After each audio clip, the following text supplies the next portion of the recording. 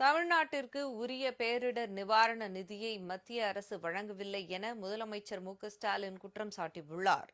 தமிழ்நாடு காலநிலை மாற்றத்திற்கான ஆட்சி மன்ற குழுவின் 3வது கூட்டம் முதலமைச்சர் ஸ்டாலின் தலைமையில் சென்னையில் இன்று நடைபெற்றது.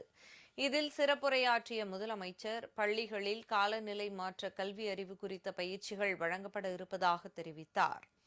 இதற்காக 4000 ஆசிரியர்களுக்கு பயிற்சி வழங்கப்பட்டுள்ளதாகவும் அவர் கூறினார். சென்னை போன்ற நகரங்களில் பொது போக்குவரத்தின் பயன்பாட்டை அதிகரிக்கவும் சுற்றுச்சூழல் மாசு ஏற்படுவதை தடுக்கவும் ஏற்கனவே 120 மின்சார பேருந்துகள் பயன்பாட்டில் உள்ளது. தற்போது மேலும் 600 மின்சார பேருந்துகள் வாங்கப்பட இருப்பதாகவும் முதலமைச்சர் கூறினார்.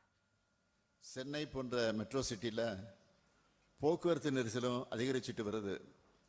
மக்கள் அதிகமாக பொது போக்குவரத்தை பயன்படுத்துறது தான் இதை குறைக்க சிறந்த வழி. அதை ஊக்குவிக்க தான் எம்டிசி மூலமாக முதற்கட்டமாக 120 மின்சார பேருந்துகளை பயன்பாட்டுக்கு கொண்டு வந்திருக்கிறோம். மக்கள்கிட்ட நல்ல வரவேற்பு இருக்குது. அதனால் மேலும் 600 மின்சார பேருந்துகளை விரைவில் பயன்பாட்டுக்கு கொண்டு வர போகிறோம். இதனால் டிராஃபிக்கும் குறையும், பொல்யூஷனும் குறையும்.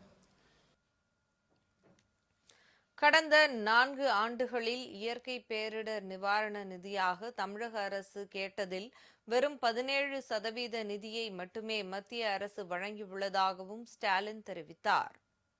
கடந்த 4 ஆண்டுகளில் நமது மாநிலத்தை பாதித்த பேரிடர்களுக்கான நிவாரண நிதியா தமிழ்நாடு அரசு கேட்டதில் வெறும் 17 விழுக்காடு தான் ஒன்றிய அரசு விடுவிச்சிருக்கு. நம்ம கேட்டது 24,679 கோடி ரூபாய். அவங்க தந்தது வெறும் 4,136 கோடி ரூபாய் மட்டும்தான். எத்தனையோ சவால்களை எதிர்கொண்டு தமிழ்நாடு போராடி இருக்கு, வென்று இருக்கு, நாட்டுக்கே வழிகாட்டி இருக்கு.